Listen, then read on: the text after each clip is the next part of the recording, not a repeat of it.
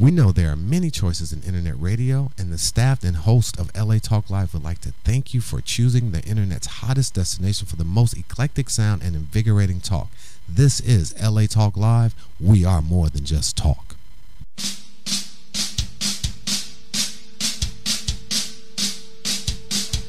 Hey, I had to turn that up a little bit. Hear my music. All right, this is Tika Lark Fleming, and this is the January 24th edition of the Black Grrrl Show. Today we're going to do a little bit of a different format. Instead of my regular breaking the table, we're actually going to have a panel discussion in the first half. We're going to talk about the State of the Union for the President Obama that he had on Tuesday. I think that I noticed interesting. He didn't talk about capital gains. Those benefits have cost us Americans over $100 billion. Request on the Trans-Pacific Partnership, fast-tracking or trade promotion, net neutrality. To me, if you want net neutrality, if you want a free internet, you should turn into a public utility.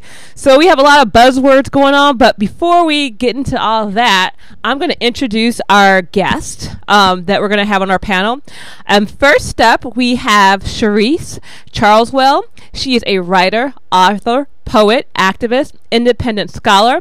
She is the creator and the producer of the Womanist View Radio and currently serves as a segment producer for Feminist Magazine on Pacifica KPFK, the Women's Issue Chair of the Hampton Institute, as well as the chair of the National Women's Studies Association Social Justice Task Force. Actually, in a little bit, we're going to have Ayanna call in, Ayanna Jamieson. I'm going to give her bio anyway. Ayanna Jamieson lives in Southern California, but teaches for the Sunny Empire State College Center for Distance Learning. She is also the founder of Octavia E. Butler Legacy Network, a community hub that highlights the connection between science fiction and social justice. She lives with her husband and son in the San Gabriel Valley. And finally, we have Alea Williams. She is the founder of At the Helm Women in Business Conference. Elena brings her leadership experience of coordinating over 150 business events that have been attended by thousands of small business owners and professionals to the national forefront. Her passion to serve women business owners has led her to create she actually has a podcast called Helm Podcast. I'll just say that. So it's just very really impressive what's going on. So I'm going to start with Alea. What did you think about the President's State of the Union? I actually thought it was pretty interesting. There wasn't a whole lot I disagreed with, but I'm sure that we'll get to some things a little bit later on. But I felt like he was on the right track. I think I'm interested to see what some of his actual plans are that he's kind of teased out. But it seems like a lot of good things are coming out of the pipeline, so I'm definitely hopeful for his remaining time in office. Okay, thanks. And what about you, Charisse? I would agree. There was a lot that I did not find anything wrong with what he was stating. I agreed with it. I wondered, where was this man 6 years ago? That's the first thing that came to mind, because we're up against a mostly Republican Congress, and how much of this is really going to get done, or how much of it is lip service at this point. That is very true. Do we have Ayanna on the line yet, or no? We do not have her. I think the thing that was interesting is the same thing. It's what you were saying, Reese. Where was he? Where was this? Where were these policies along? Where were these policies before? But this is not the first time we've had this happen. Under Clinton, so many a lot of black people went to jail. And then at the end of his term, he was like, oh, we should do something about all these black people going to jail. I'm like, well, where were you? Where were you when you started this? And the same thing with the capital gains. A lot of people kind of say Obama is conservative, but he is conservative in some economic ways in regards to Democrats, but this started under Clinton.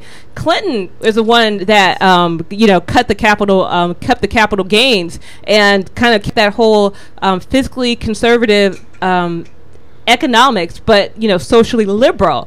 Let's kind of go to the I want to start the TPP, because I really want Ayanna on the line when we start talking about the child care credits, because she's not here because she is taking care of her child, so of course she's exactly makes sense. It makes sense. He talked about wanting to fast track the trans promotion authority, and which is a Strategy Pact for the Trans-Pacific Partnership, which is fast tracking it. Where do you have any thoughts on that, Reese? Ooh, too many thoughts, and then where do you start? I mean, it's been called by many now the NAFTA and steroids. It's pretty much more what you see as far as deregulation. There's not going to be regulation on land use. We're worried about the types of food we have. We're talking about Monsanto. Forget about food regulations. That's out the door. Natural resources. I mean, it's pretty much giving that corporate 1% exactly what they want, the right to do things without their hands being tied, without any regulations or any feedback from the workers themselves, especially in people offshore out of the U.S. as much as here in the U.S. I mean, it's pretty much anti-labor in every way and anti what they would like to call this middle class. I don't know if we're going to get into this middle class economics, that new terminology that just got thrown out there, which I think it's unwillingness to say the word poverty or working class, because most of us are working class. If you're not working, if you don't, get dividends, you're working class. Let's be honest. So. No, exactly. I mean, and let's go to Elena. Do you want to have any comments on that? It's definitely an area that I would need to do a little bit more research in and educate myself about. But what I have heard is these things about the deregulation, and with so many people who are concerned about their food and where it's coming from, and what we've seen happen with GMOs and all this stuff, Monsanto. What does this mean for that? Are we digging ourselves into a deeper hole? I mean, I'm wondering how the American public is going to rally behind this, or what the turnout's going to be. Well, to me, the Trans-Pacific Partnership turns it turns corporations into countries.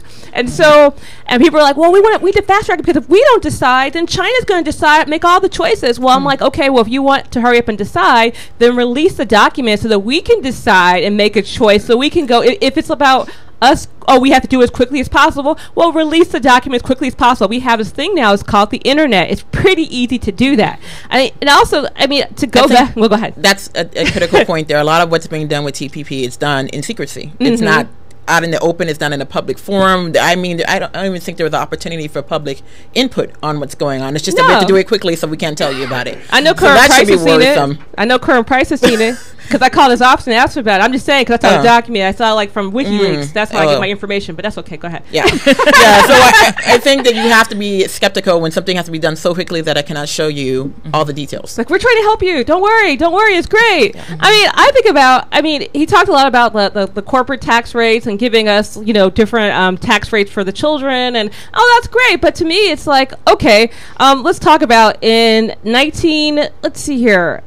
The capital gains tax, and capital gains is the money that you make on, let's see here, on investments, real estate, stuff like that, which most rich people get their money on. Okay, that's kind of like how they make their money. There was no talk about that, and their tax rate has been going down lower and lower and lower. Like Romney, had a 14%. I mean, I know I don't pay 14% taxes. I don't understand why that wasn't brought up. I mean, I thought that was kind of a major big deal. That's cost us like $100 billion. And I don't understand when they plan on. Let's see here. It says the gap that had been widening for 3 decades. Since 1980, the top 1% has doubled its share of the national's income from 10% to 20%. Let's see here. And so their tax rates have been dropped. Since 1981, the top tax rate was never lower than before 1981. The top marginal tax rate was never lower than 70%. Under Dwight Eisenhower, it was 93%. So when people talk about, in the good old days, we didn't pay taxes, that's not true. Even after all the deductions and tax credits available to them, the rich paid around 54%. The top tax rate now is 35%, and the tax rate on capital gains is only 15%. I mean, how does that happen? I mean, do you think Americans think that at some point they're going to be billionaires? This is why they're like, whoa, we have to help the two people who have that kind of money. You start really to wonder if that's what they're thinking. It's a dream, that American dream that they're holding on to, which is more of a nightmare, because this is not what's happening. I mean, this recovery that he talks about, he gives us the anecdotal story of Rebecca and Ben and how they're getting along, and I'm like, wait a minute. We all know this small recovery that we're seeing, most of that has gone to the top 1%. It has not trickled down, and we know that trickle-down economics never worked anyway, but we giving bailouts to corporations, but Americans are still waiting for their bailouts. I mean, people are still waiting for their student loans to be forgiven. Claim bankruptcy is still following you. So, I mean... Exactly. Let's give a lady a little chance to jump in here. Let's go to the child... I'm going to get paid sick leave. Okay, in America, we're the only country today. Well, it says here today we're the only advanced country on earth that doesn't guarantee paid sick leave, paid maternity leave for our workers. 43 million workers have no sick leave. So it forces parents to make a gut-wrenching decision. This is President Obama. This is not me. Gut-wrenching decision. Choice between a paycheck and a sick child at home. So, I mean, what are your thoughts about that? I mean, that sounds like a good idea.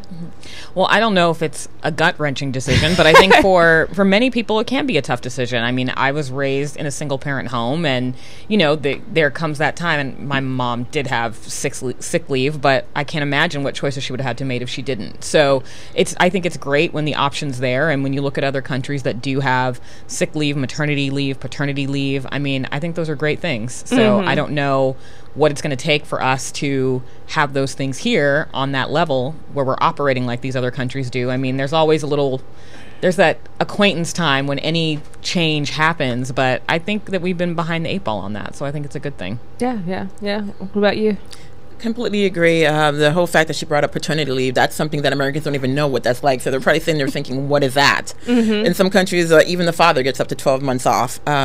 Here and there, they don't usually take the full 12 months, but it is available to them. Another thing that he didn't even mention was vacation. I am tired of the amount of work that Americans do. Our productivity is up. Our wages are stagnant. The rest of the world, post-industrial world, even what they call the global south, they have higher rates of vacation than Americans. I mean, 2 weeks out of 52 weeks a year. And then many do not take that because they don't even get paid time off. Because they're, again, in that group of people that he forgets to mention, those who are working class or quote-unquote in poverty, that vacation and paternity leave, sick leave, all that is something they don't even have a concept about in their lives. Well, go ahead. No, I was just going to say, yeah, that's what I'm wondering. When we get this paid leave, or paid sick leave and maternity leave and things like that, like what's it going to look like in the real world for us at that point? So, you know, it sounds great, but what's it look like in the execution phase? I want to know exactly, like, in order to get sick leave, apparently you have to have a job now, or have one job. Yep. So, I mean, I don't know about you, but I have more than one job. Do you have more than one job? Yes, and there you go, because who's going to get the sick leave? Someone who works 40 hours a week? What about when your job plays the game of keeping you at 30 hours and you get no benefits? And I think it goes back to means-based. This is a problem with the United States. The only thing we have that's universal, truly, is our public school system, K through 12. Even our so-called universal ACA healthcare is not. It's not universal because it's based on, do you have money? If you don't have money, putting you through all this paperwork. So the thing is that in a lot of countries, it's like if you're a hairdresser, if you have your own business, no matter what job you have, they kind of go, what's the average amount of money you make? And this is what you're going to get during your sick leave. This is what you're going to get for your maternity leave. Why don't we have that in the U.S.? Like, what's going on? We have people who still believe that those policies are somehow too socialist. You bring up the school. It's fine being a socialist when it comes to schools. Well, in this case, K through 12. Yeah. Or when it comes to your police department, it's fine being a socialist there. Or your fire department. Yeah. But on other policies, no, you can't be a socialist. So we have to pick and choose where it comes in, where we're going to be capitalist or socialist. And I think that's just a great divide, and especially outside of quote-unquote progressive states. When you get into the purple and red states, there's that level of confusion there. And again, that's why I said we're kind of behind the 8 ball on this. Like, other countries are doing it. It is more universal, and somehow we haven't been able to figure that out. I don't know. And then we have the child care. I mean, we're talking about that, but I mean, universal child care. How are women supposed to work? How are anybody supposed to work? It's like now they're putting you in jail if your kids go to the park. Yeah. So I don't understand the reasoning why we don't have universal child care. I mean, why do you think, okay, we have the tax credit now. They said they're going to have a $3,000 tax credit towards per kid. But that might cover 1 or 2 months of child care.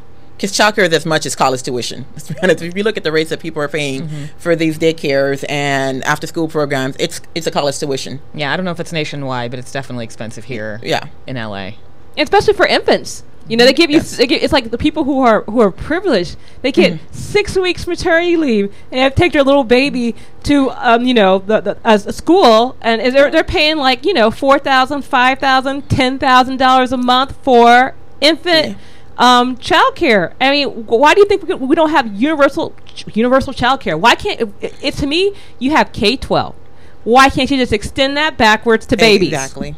In the what do you foundational think? period. I completely agree. I used to think about that. Let's extend it to a younger age and make sure that these kids, once again, for people who can't afford to send their kids to those great schools where they're getting an early start on life, they're going to the local babysitter where they're probably propped in front of a television. So by the time you do start K or pre-K, you're already behind the other kid that's already been in this illustrious school and learning things while you were just pretty much sat in a corner because your mom's busy at work.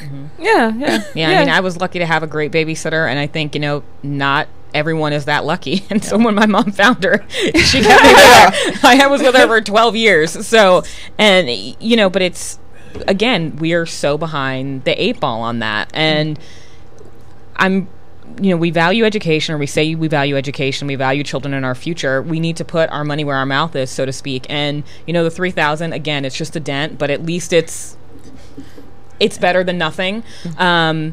But, it shouldn't necessarily pay for the fancy private, Sure. But it should pay for quality of care, and there should be quality professionals taking care of our children, and that's like a whole other issue. But hopefully this is something that spurs job creation. If more people are able to get this child care, hopefully we'll be able to hire more qualified and caring child care providers, and hopefully it all feeds a good cycle here, but it's definitely a small start. Well, I was wondering about the equal rights amendment. I mean, if the equal rights amendment passed, all this stuff would just be taken care of. Like, of course, if women wants to work and you want to give women equal access, you pass the equal rights amendment. Why can the equal rights amendment pass? I mean, that has nothing to do with the actual State of the Union address, but that's always something in my head. Okay, I would like to say, I'm going to read about the NAFTA. I know that this is kind of like, but because I think it's all connected. Okay. NAFTA was passed under Clinton in 1993. I think it's really important that people who are Democrats understand that these aren't all, because they were like, oh yeah, it's a Bush policy. No. It's a corporate policy, and Democrats are corporate, the Republicans are corporate. Okay, NAFTA was passed under Clinton in 1993. The North American Free Trade Agreement under the General Agreements on Trade and Tariff in 1993. Until 1993, the United States of America was the world's economic king, and our people enjoyed the highest standards of living in recorded history. Now we're saying, like, we want another trade agreement because this time it's going to be better, because you know what, the corporations, they really want to help. I just can't. I just feel like this is all connected in regards to all the things that are happening to us. I think they're all connected. I mean, let's kind of like jump to another subject on the. I'm sorry, I kind of get like I'm sorry. I'm supposed to be moderating. Okay, we're going to talk about. He said abortions at an all-time low. Is that a good thing? I mean, is an abortion like is it a choice, a subjective thing? I mean, is it like, oh well, people are choosing Coke instead of Pepsi? Isn't that great? Like, to me, that's how I view it. I mean, it's like, how are you going to make a judgment about that? Okay. I don't even know how to even address that. Is abortion at an all-time low? It may be, but that may say another benefit of that is that then we're doing a better job of preventing unwanted pregnancies. So there's a positive way to spin that, instead of saying, oh, well, they're not out having those abortions anymore, so we don't need that option. We still need that option, but we should also still focus on the prevention, the Plan Bs, the, sex education in the schools, anything you could prevent these unwanted pregnancies.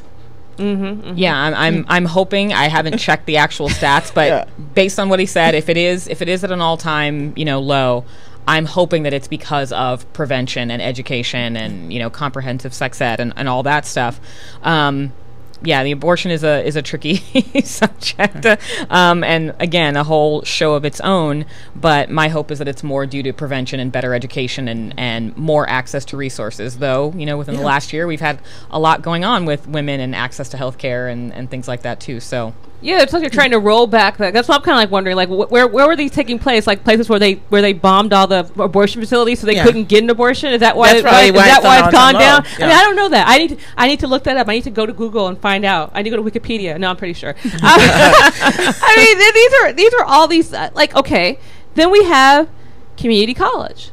Okay. I mean, yeah, that sounds great. Like, I mean, the 2 years of free community college. How can that be bad? So, what do you guys think, Elena?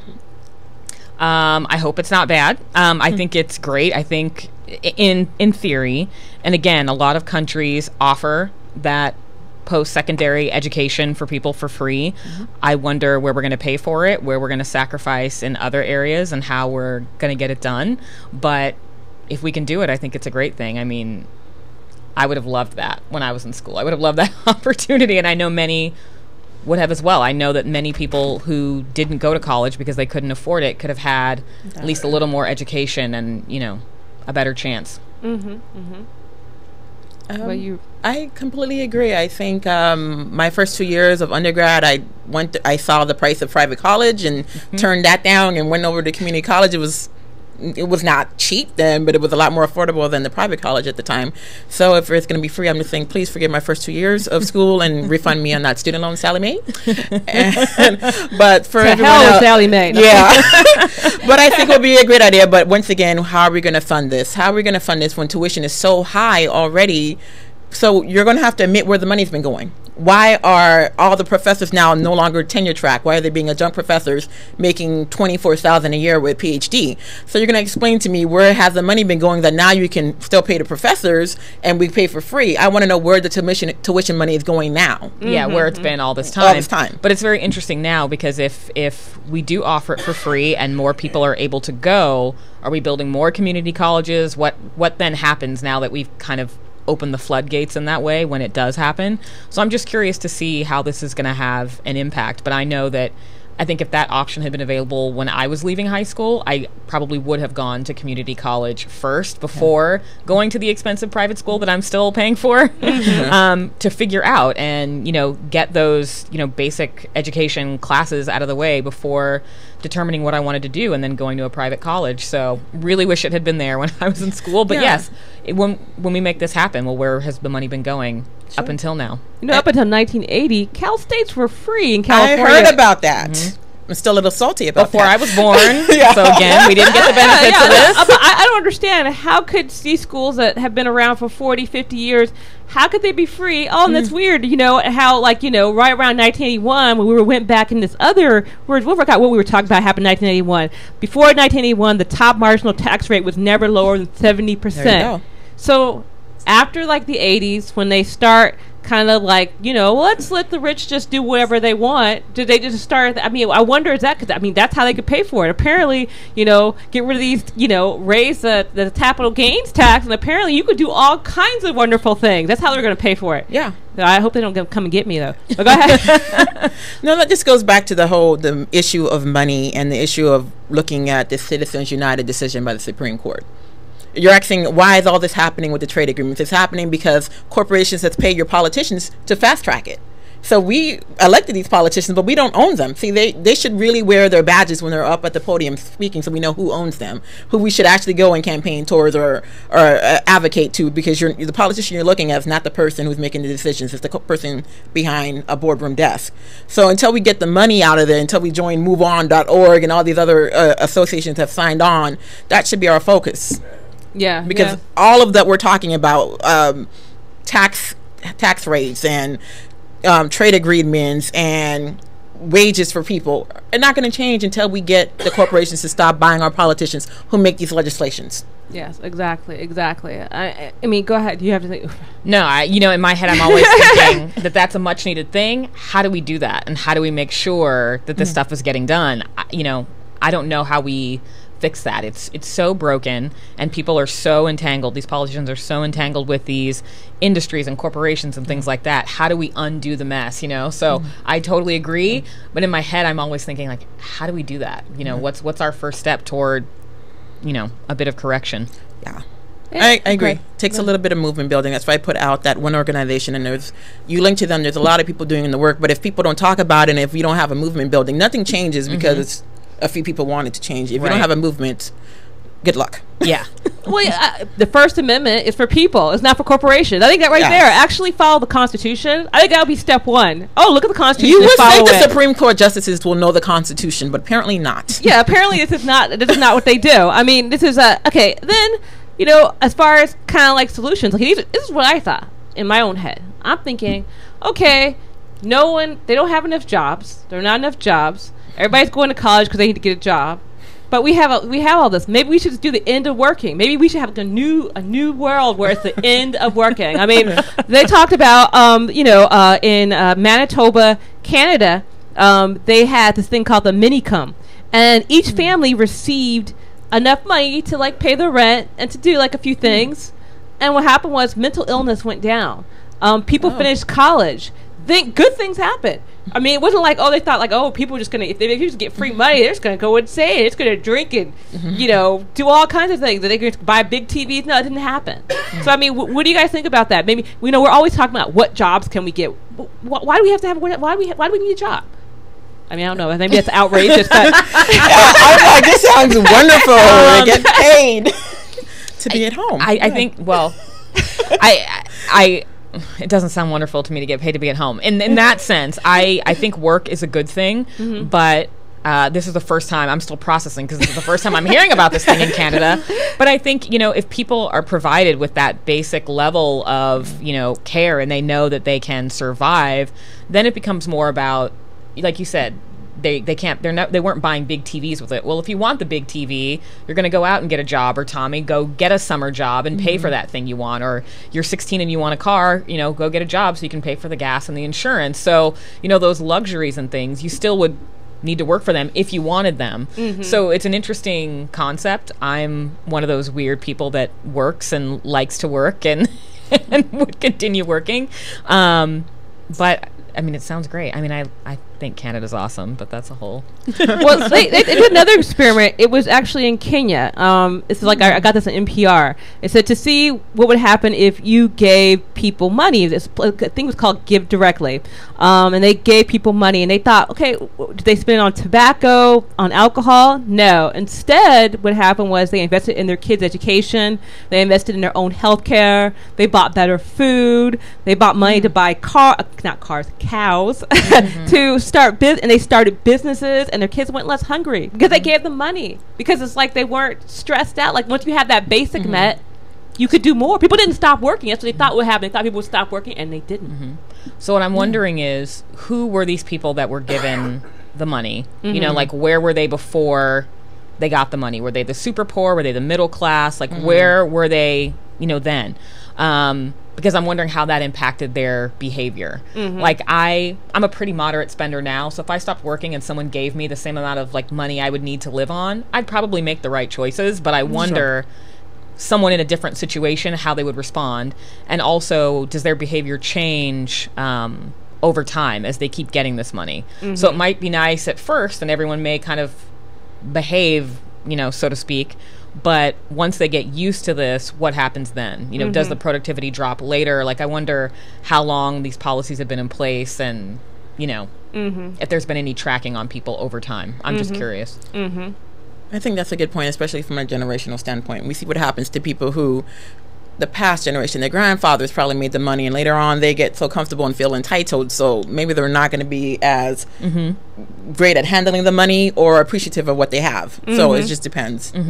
So you guys are like the anti-working crew. Forget you guys. I think it's good to have, if you're working and doing something that you love, then you don't mind working. And if you, even if it's pay me to do something creative or do something else, whether you're a scientist doing something, or you're not feeling taxed to write another grant, so you can get money to go back to the research that you love that will actually give something to the world. So I think there's a good positive of getting this money without having the restraint of feeling like I have to work hard to get it just to do things that I would like to do. Okay. You know what? We're going to wrap up because we had a great talk. So I'm going to have each of you tell people how they can get in touch with you. So, Sharice?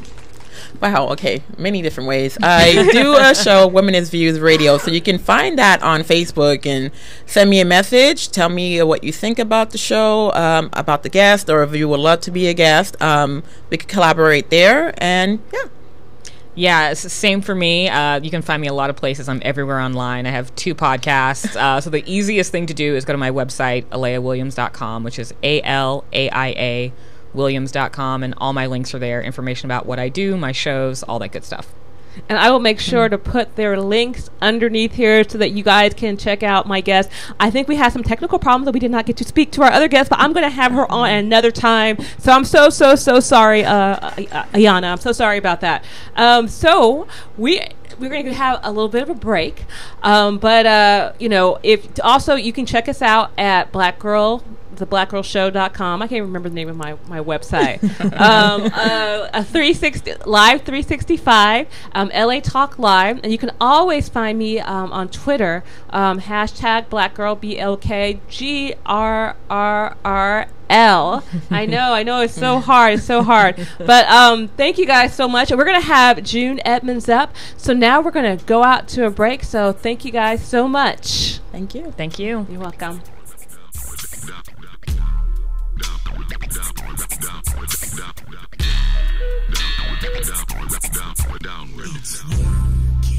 It's working. It's working. It's working. Baby, it's working. It's working. It's working. It's working. This is counterclockwise music for your eyes. No longer can we sit and shit. It's time to rise. Life full of maggots, niggas, and flies. Trash, ash, and cash. Where does the truth lie? As the youth cries, hate subsides. The planet is terrorized, leaving no place to hide from the third eye. Downward. God is a mirror in the sky, color outside the lines. All in time, all is time in the mind. Unfulfilled ambition, broken ladders to climb. Red wine, white lines, blue collar crime, stars got us blind. Nation on the decline, flat line, your lifeline. Alley, oxen free. What does the future hold for me? I've been punished for my crimes, but still I can't find peace of mind to set me free.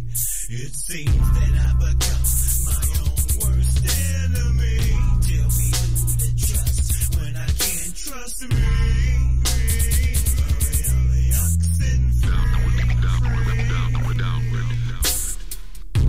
There's been no compromise to my demise. I live fast, drink fast, fuck fast. Life's a lie through the eyes of the deprived. But crime pays and love is a waste of time. Where I'm from, you either play sports or rhyme. Sell crack or dime, born black, back in the line.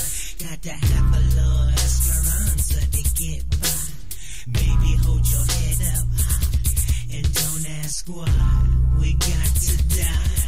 Don't know why. We got to die. Alley, oxen free. What does the future? Hello, this is Tika Lark Fleming, and we're back with the Black Girl Show. Before we introduce June Edmonds, I want to let you guys know that to make sure to watch, listen to Feminist Magazine on KPFK.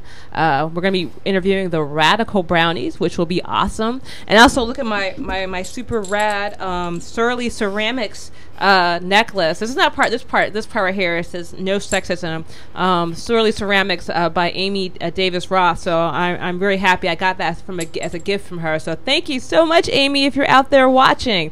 All right. So now we're here with June Edmonds, artist, teacher, MFA from Temple University, Tyler. Yes. But before we go into your art, I have a question for you. What's your favorite place to have dinner? Anywhere with a view. Okay, so I'm. Make sure you get the microphone so we can hear you. Living in San Pedro now, and there's a place called Nelson's. Okay. That is right on the water, and that's my favorite place right now. Oh, Nelson's in San Pedro. It's in Palos Verdes, actually. Palos Verdes. Okay, yeah, okay. Down the street. Okay, yeah. down the street. I didn't realize that San Pedro and Palos Verdes were so close to each other. Yeah, they're neighbors. Yes. Mm-hmm. So I'm going to read a little bit of your. Actually, I'm going to read your artist statement. I want them to uplift, inform, set straight, and motivate people to who they are, and if they don't crack open a book, to find out. That was like on your Metro. Yeah. That was on your Metro piece. Yeah. I mean, what does that mean exactly? I mean, I know what it means, but that's kind of like you can expand on it a bit. Right. So that information is still new to a whole lot of people. The information that's on the MTA, and I've never really talked about the history so much about it. I think it's pretty self-explanatory to people that already know, which is basically us, So who needs to crack open some of the books? Well, the books that I cracked open to inspire me for that work are Ivan Van Sertima and Runoko Rashidi and people like that. And so the mainstream hasn't cracked those books open yet, so I don't think they know what they're looking at when they see, especially the south-facing panels. No, I really like I like that station style. I always wonder like, who is that? And I was like, oh, that's June. Thank you. So it's just so I have to say this. You are so adorable. I know that's horrible to say that. But I was looking at her like, she's so cute. I appreciate that. Yeah, that's probably a weird statement. People probably don't say that to guys, but I'm just like, oh, she's so cute. I don't know, that's a I hope I never had that. I was always like one of those really tall people that were just kind of like, I never got to be that person. It's so funny how you recognize those kinds of things about other people, but not yourself. Yeah. So, you were raised in Los Angeles. Yes. What neighborhood were you raised in? Well, many different neighborhoods. So from around Mid-Wilshire, View Park, basically. Okay. So I was kind of want to know, like, if people want to share, what high school did you go to? I went to Palisades High School. I was bused out there. Oh, yeah. So you're from like the first little crew of people that were bused like far away. Very much so. So my sister went to Crenshaw, and then my brother went to Palisades, and so by the time it was time for me to go to high school, I should have gone to Birmingham. Okay. So there were a few of us that got into Palisades and was called with a permit with transportation. So PWT, that's what I am. PWT. Yeah, and many of my colleagues, at the time. Okay. Yeah. Okay. Well, we used to call the MTA the RTD, and we used to call it Ralph Trent's Derby. Ralph Trent Derby. Well, like I don't know if like my friend made a joke. I was like, oh, you give me as a ride like Ralph Trent Derby. My friend's older brother made this joke and was mocking me, and I was like, what? Oh, this is some kind of joke. It's not funny at all. Okay. So I mean, so then you're in LA. Yeah. And you decide at some point. You went to Maine at the beginning, right? You went to is that Maine? First to San Diego State University. Oh, San Diego State. Okay, you went to San Diego State, and then you go to Philadelphia. Yeah, after Skowhegan. Okay. Yes. That's what I could not pronounce that, but Maine is fine. Like I don't know what that is. She'll say it for me. Okay. So I mean, what was that? What was that? I mean, was that Skowhegan is a artist residency for people that are still students. So it was really sort of the first artist residency that I had done. Okay. And I went to undergrad at San Diego State, and I was very fortunate to have the teachers that I had. Okay. And they're the ones that told me about that place. Okay. So I didn't know anything about it, but they suggested that I go there. So I was very blessed to have the teachers that I had, Joy Shipman and Pat Colley, at San Diego State. So I got a full scholarship there. And so it was about 6 weeks, I don't remember, about 6 weeks of being in the middle of nowhere. That's Skowhegan, Maine. Yeah. But we were there with other artists. You know, there were like 60 other young artists that were there. We shared studios, so there were about 6 big studios. There were 6 in my studio. And then we had visiting artists, and, you know, the visiting artists were everything, you know. So we had artists like David Hockney come, and Louise Nevelson, I think she was there that year. Who else? Oh, Frank Stella was there. So just these huge, like, New York artists were there, and it was awesome, and it still is. It's still going. So it was kind of that was kind of like a golden period for that. I mean, of the East Coast art, kind of. It was. So you kind of. I'm always kind of sad because I always wanted to be part of the '80s. Really? You probably can tell by my whole little outfit and stuff. But I've always wanted to be part of the '80s. I was like, that's. I was wondering why I was liking your attire. yeah. No, people from the '80s, they love me because I'm like, I like the '80s music. I have kind of like '80s clothes on, and I always thought like because of the the art, the literature. I mean, a lot of people kind of people thought it was like they think of just Reagan, but.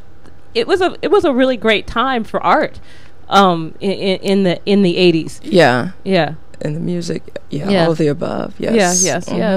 And so I guess that's why you decided to go to. Is that why you decided to go to Philadelphia instead of? I wanted to be on the East Coast. You know, I thought that's where everything was happening, and it was, I guess, at the time, but it was happening in New York. You know, I was in Philadelphia.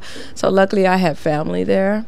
So I was able to visit a lot, and I did visit a lot, you know, D.C., which was, I was very inspired by D.C. as well. The museums are free to get into there, and I, you know, found my early inspiration at those museums as well. Yeah. It's like it was easier to, I mean, I don't know. Do you think it was easier to be an artist then than it is now? I mean, it's like in some ways it's easier now, but some ways is it, you know? No. No. I think there was a lot of inspiration then. There was a lot of inspiration then. There's a lot of inspiration now. But it's kind of that crack open a book thing. It's like, well, where is that information, and where is that inspiration? It's back in those days when I was going to school. Yeah. And for instance, I wanted to write a paper. I was taking a class in 20th century sculpture, 19th century sculpture, so at Temple University Tyler School of Art. So who I was learning about, of course, were the white artists, the great white artists at the time. But I wanted to write a paper about how Matisse was influenced by African art. You went into the library back then, and there was no documentation on anything there. You know, when I was in undergrad, I was looking for books, you know, about black artists. There were 3 books back then. 3. You know, so you have the amazing show that Cecil Ferguson was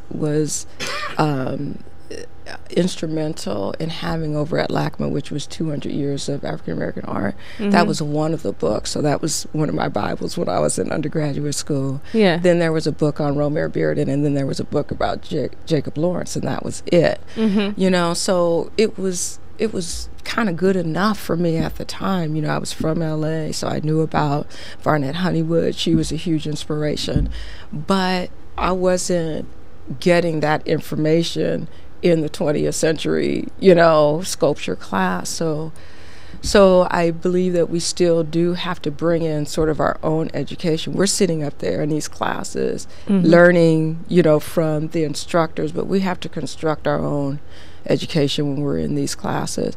Again, I don't think it's as bad as it was then, but that was the hard part back then. And that's one that you're talking about, just the knowledge of knowing things and understanding. You're not even speaking from the.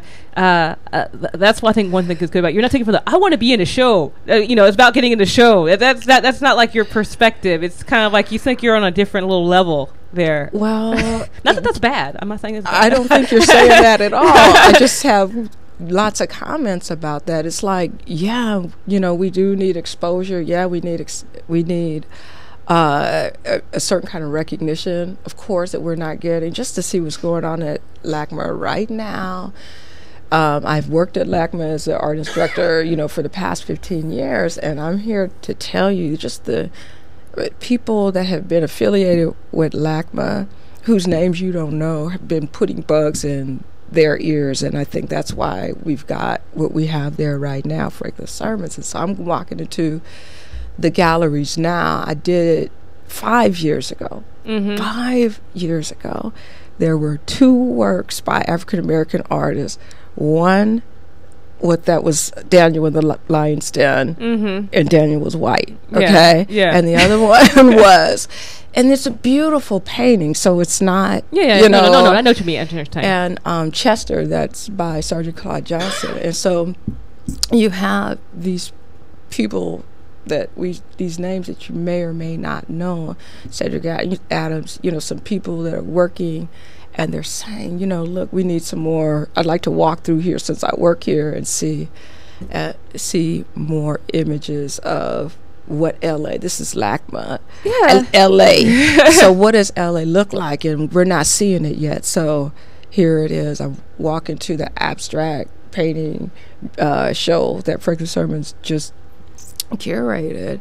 And I walked in, I personally wanted to cry. I think I was the only one in there that wanted to cry because I see that there's a large percentage of African American artists that are showing at LACMA right now. And so there's not going to be a photo of Mark Bradford right next to his work, or, you know what I'm saying? Howardina Pendell, right next to her work. Howardina Pendell, just the work that she's done all her life. Like Faith Ringo, they were the ones that were taking documentation to these museums and saying, look, the percentage for women in these museums are bad, but the percentage for black women in these museums are even worse, and then walking in and seeing their work in these museums is a huge deal, So, but the other side is that LA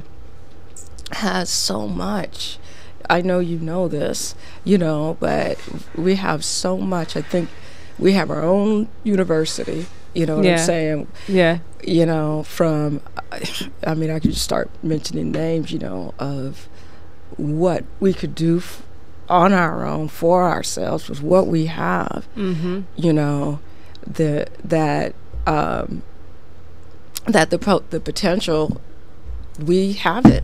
Even though we have a very small, we have a small African American community. We do, but we've got some heavy hitters here. Yeah, exactly. John Oliver's Dominic movie, Mark Bradford, what he's getting ready to do. We've got Michael Massiford. We got the young people. We got Zill. We got Yeah. Exactly. What do you think's gonna with Leimert Park?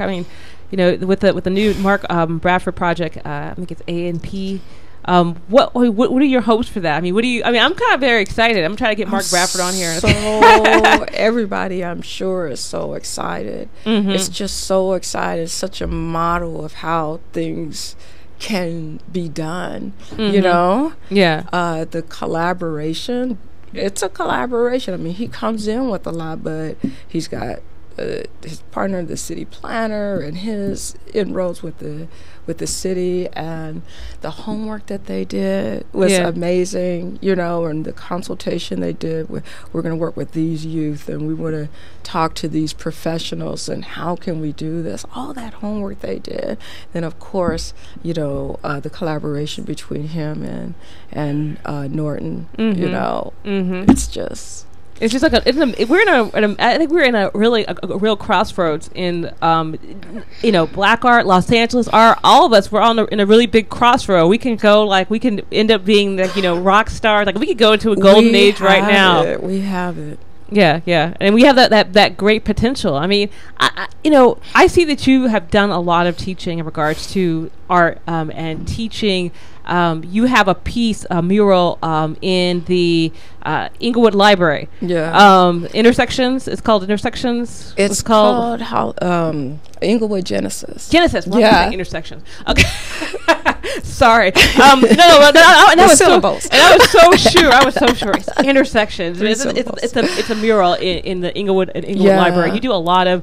Well, I've seen a lot of kind of mural type stuff that and you worked with the youth of with people at Lock Haven, and you worked with PS PS Arts Now. Why? And to me, you feel like you're very. It's like a lot of people who work with kids. It's kind of like, well, I'm going to just do this till I figure it out. But it's like this is something that you are very into, something you're very passionate about. Even like right now, you're talking about, we need to let people know about their history and all this. How did that happen? Like, why is that? It's my parents. Yeah. My parents, they're these New Yorkers, they were brilliant. When I was in the third grade, I knew I was going to college, so I'm like, if I have to go to college, I'm going to San Diego State, back then. And my mother was an educator, so that is why, so she was an amazing person. I lost her when I was 17 years old, but I was blessed enough to have her for 17 years. And so I always deeply admired educators, through her. I still do. The educators that I work with today, I admire for, most of them, So, but when I got out of graduate school, I wanted to get a gallery just like everybody else, and I wanted to teach, but I really, I wanted that art thing to happen as well. I wanted to work on the college level, you know, because there's this dream of working on the college level and having more time to do your work. So I was really more about that. So when I look back on it, it's a huge blessing that didn't happen. It's a huge blessing that didn't happen, because I am so glad to have had the opportunity to do all those projects, you know, and to be in the schools that I am in today and finding what my purpose is there, you know, because it does mean a lot to me to make sure that young people, you know, my students, you know, the school I'm at now, maybe 20% black, you know, 70% Latino, and then I have some white and Asian, Vietnamese mostly, you know, and some Pacific Islanders. And so I love, you know, having this mission of making sure they see themselves on the walls of my room. So my room, I guess, is my fantasy gallery or my fantasy institution, and make sure they see themselves on it, and make sure they understand what they're looking at. You know, so you know, having even a Vietnamese presence on my wall has been very difficult. You know, when you think about what the internet was 3 years ago, we're talking about progress just in the last 5 years. I couldn't find any artwork by a Vietnamese artist. So I found some in the past few years, and I've got some up. And this young girl, fifth grader, comes up to me after class, and she's like, I see that over there, you know, and that kind of thing. So they might not say anything to you, fifth graders, and I've been blessed enough to be at this school for 6-7 years. That means I had that child since they were in kindergarten. So here she is coming. She's like, okay, I see that over there, and it was said in appreciation, and said, like, I want to know who that person is. That person, I could help you pronounce that person's name, you know. Yeah. And that's what they do. So that is a huge joy and a privilege, and to think about my life without that, you know, that's the kind of artist I want to be. I want to be the artist that has that in their experience. You know what I'm saying?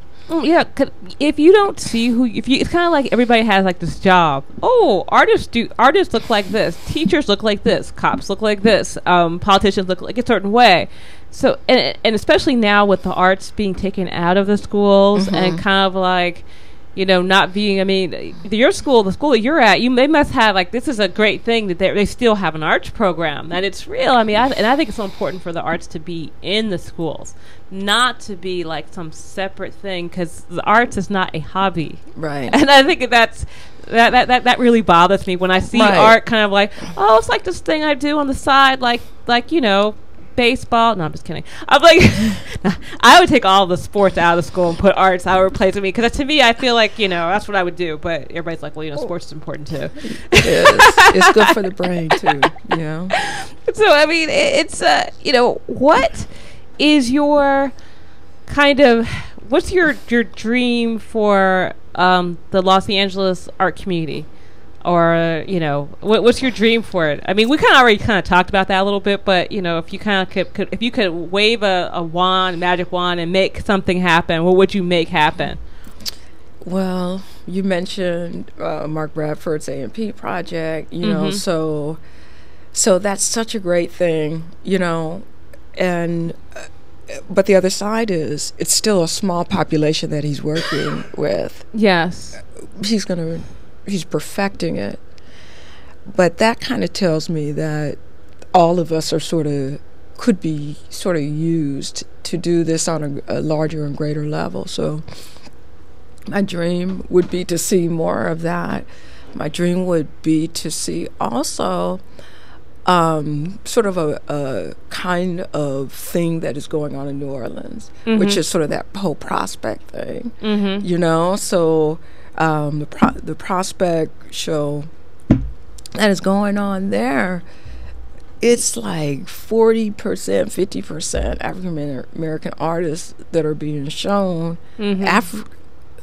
Let me see if I got this right. Like 60% diaspora that's being shown, and maybe about 45 African American percent being shown.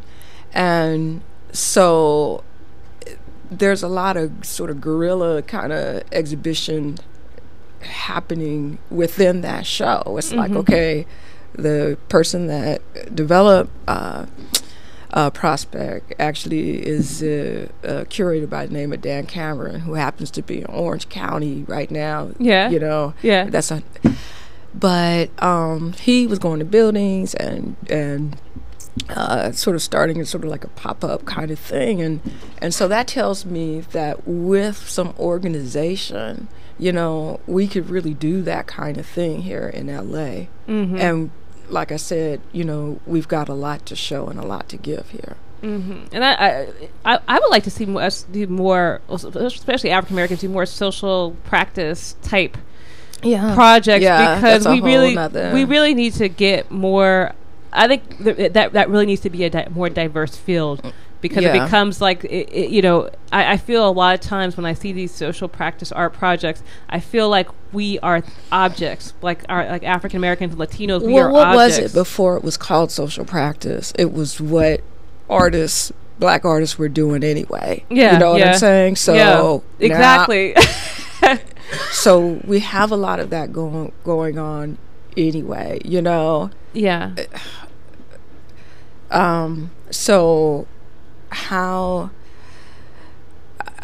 I think that it's just more visibility and more self-acknowledgement as a people here, you know, more collaboration as a people here, you know, in LA. You know, that's part of that dream, you know. And what is your favorite, not favorite, but, you know, what, is there a living, or maybe the person that's no longer living, artist that was kind of like your inspiration? Was there something that like clicked? Like you said you were 3 years old, but was there something kind of like was there a person or an event or an art show or a gallery that you went to and you were like, I'm going to be an artist? Did that ever happen? Well, there were a lot of art shows maybe that I had gone to that felt like home to me. Like going, you know, speaking of 200 years, you know, it's like that felt like home. You know, it's like these people, here's some art. You know, my mom took me to museums. It's kind of a lot, you know. This was the first time, and it was a special thing, because that was one of the last time she took me to the museum before, you know, I lost her. But seeing art that looked like me, with images that looked like me for the first time, and that kind of thing. So the artists that I saw there, you know, Archibald Motley was one, you know. Of course, Alma Thomas, Sergeant Clyde Johnson. These are people that I might not have known those names when I was young and with my mom, but I've learned the names, but the vision, the visual memory has been consistent. So I remember looking at the Motley. I remember looking at the Sergeant Clyde Johnson, the Charles White, and those four basically I remember. And that was kind of like that. But that's great that you actually do remember, like kind of like that moment. That moment that you know. Yeah. That's that, you know, I'm actually so happy to have spoken to you. I mean, I can't believe 30 minutes just flew by. I know, I thought like, it would take, you know, but it was actually just flew by. Yeah. Is there anything that you have going on or you want us to know about? Sure. You know, I'm gonna be in a group show. I'm pretty sure that's gonna be at CAM. They're doing a geometric abstract show, and I'm thinking that it's going to open in August. So I want to talk about, you know, I want people to know about that. And also, I heard from MTA, and they asked me to do a tour for Black History Month. So that's going to be on Sunday, February 28th. And so I'm pretty sure it's going to be on the expo line. So that's going to be. Oh, that's kind of like almost kind of like your old neighborhood. Yeah, yeah. It's kind of like that's kind of like definitely. your old neighborhood. So that's actually kind of you even have a special insight. You'll be like, that's where we used to dine and dish. No, I was kidding. You didn't do that. That was just me. I'm just kidding. But thank you so much. Thank you so much. Yeah, I thank so you. admire your show and you doing what you're doing. Oh, thank for you, the thank you. I community. admire what you do. You're just like when I found you, I'm like, oh look, it's June. You're gonna be on my show. I was like, Thank you. when I found her, like I guess like at the Flourish Projects. So that is it for the Black Girl Show. I also want to remind you on CAM Thursday, I think that's January 29th. There's going to be a showing of The Lens Darkly. And through the Lens Darkly at 7 p.m. at CAM. It's free, so please do show up. Also, it's going to be a Black Girl meetup, so we do want you to show up, and you can say hi to me. I'll say hi to you. Remember, the Black Girl Book Fair is March 7th. And you have until Sunday if you want to have a booth or you want to be an exhibitor. You have until Sunday to contact me. So, the 25th. So, have a great Saturday. Thank you guys so much. Thank you, June. Thank you, Van. Thank you, Cherise. And thank you, Elena, so much for joining me and being on my panel. You guys have a great Saturday. This is the Black Girl Show. Catch us every Saturday at 3 p.m. And latalklive.com. So, goodbye.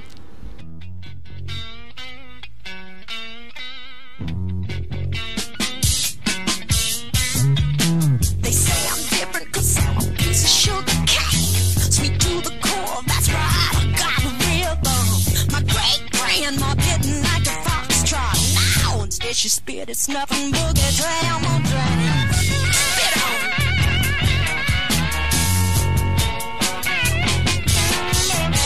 They say I'm different 'cause I eat shit.